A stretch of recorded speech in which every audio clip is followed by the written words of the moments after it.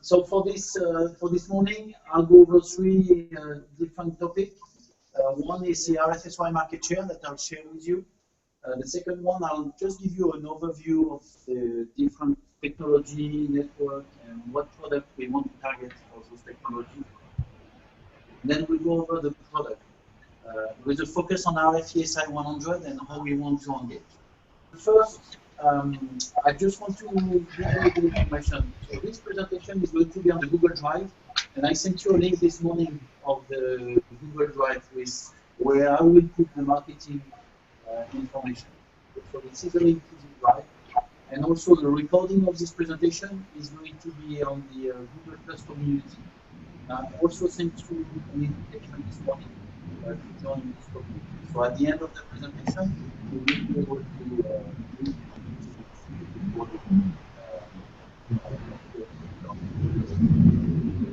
and then also on the Google Drive, when you go in there, there's two subfolders. One which are called inbound, the other one is outbound. So the inbound folder is really for information that should stay within Storytel. Okay, so it's information that should not be shared with customer. And the outbound material is material that is okay to share with customers. Okay, so I will put the different packages. Okay, let's move over the market share information. So in this graph, you see the top graph is the overall Storytel market share on RFSOI. And it's fiscal year 16 to the year, about 5%. And the 55%, there's 20, which is HRSOI that we sold, and 35% is the RFESI market share. And really, I mean, what is particular is that RFESI market share is, today we have 100% of the market share on the market. Okay, so all the traffic material sold on the market is Storytel material. And then the 20% HRSY is actually maybe one third of the total market for HRSY.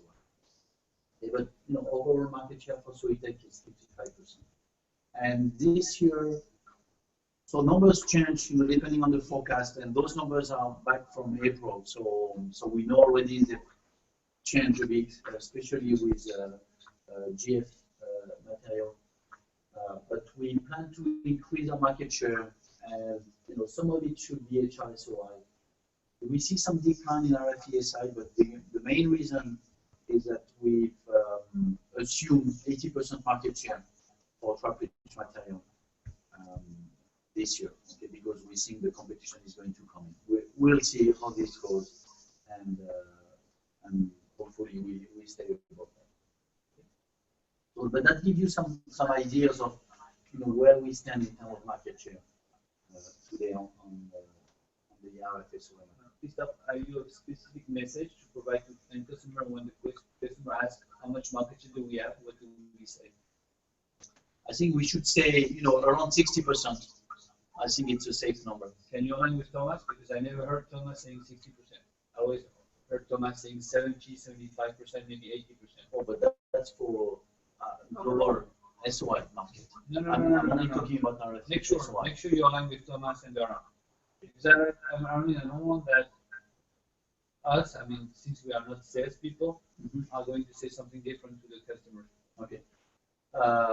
Okay, so if we look at the evolution of the market and where it's going and what are the requirements, basically we see an evolution from LTE to 5G, but it's going to go through steps before going to 5G. And one of the steps is the LTE Advanced, and then what has been recently announced, which is LTE Advanced Pro.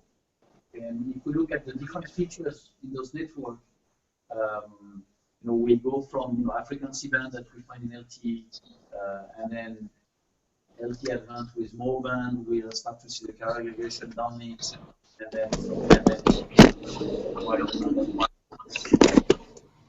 when we go to LTE Advanced Pro, we'll start to see carrier aggregation uplink, more carrier aggregation non-link cases, so more bands, so maybe dual, maybe 3, 4 bands carrier aggregation. And then we'll start to see also MIMO. Also, one of the big changes is the ability to use Wi-Fi bands in this LTE advanced core, and this is what is called LAA, and ELAA, which is doing carrier aggregation between the LTE license band and then the Wi-Fi.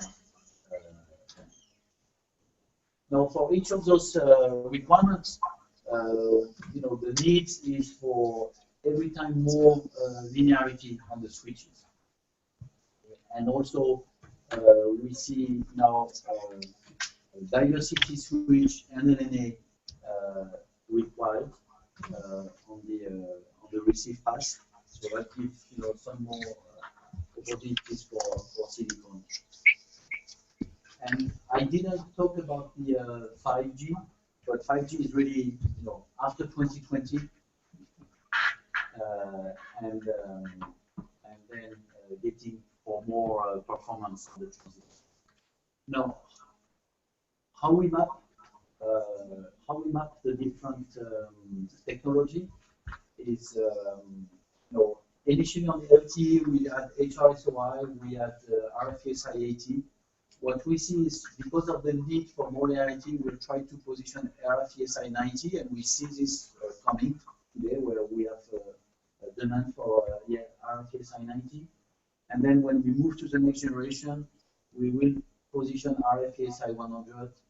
Maybe 300 millimeter process also is one way to improve the performance of the devices.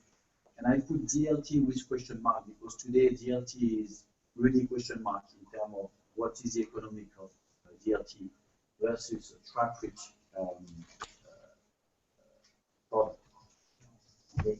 Now, if you look after 5G, it's really open today. It is going to be a new RFSI. It is going to be more 300 millimeter process. I mean, this is kind of it's fast finding. Thomas, there was a point. We've seen the first slide with the market share. Usually, I mean, all our competitors, usually we say much more market share when the question is asked how much Soitec will have market share. So what should be the answer that we give when the customer asks what is Soitec market share? We'll be always saying around 70%, Okay. roughly. For RFSOI? Just in general. Yeah. For RFSOI, it's slightly lower, right? Yes. This is our This is our RFSOI. Okay, so we are 55. So usually, I mean, when I have the question, I say, it's around 60%. But the overall market share for I always answer that overall it's about 70%. Okay. Without lying, but it's not too far away from the truth. Okay, so I'll go maybe to the product versus the previous slide. So this one is specifically related to the RFSOI for the switches. Does it mean that in the rest of the presentation you will mention some other applications? No. Today on the product we have. Yes. Okay. This is the product we have today. Okay. So today, and I'll focus on RFSI 100. Okay. So this is positioning of the RF product, and it's kind of mapping with what we just saw before, with RFSI 80 for LTE, some of the carrier aggregation, and then RFSI 90 for the LTE carrier aggregation, and then moving to RFSI 100. And then stacking for RF, this is a DLT. This is again a question mark into how we position it, but we still can position it if it really some good performance.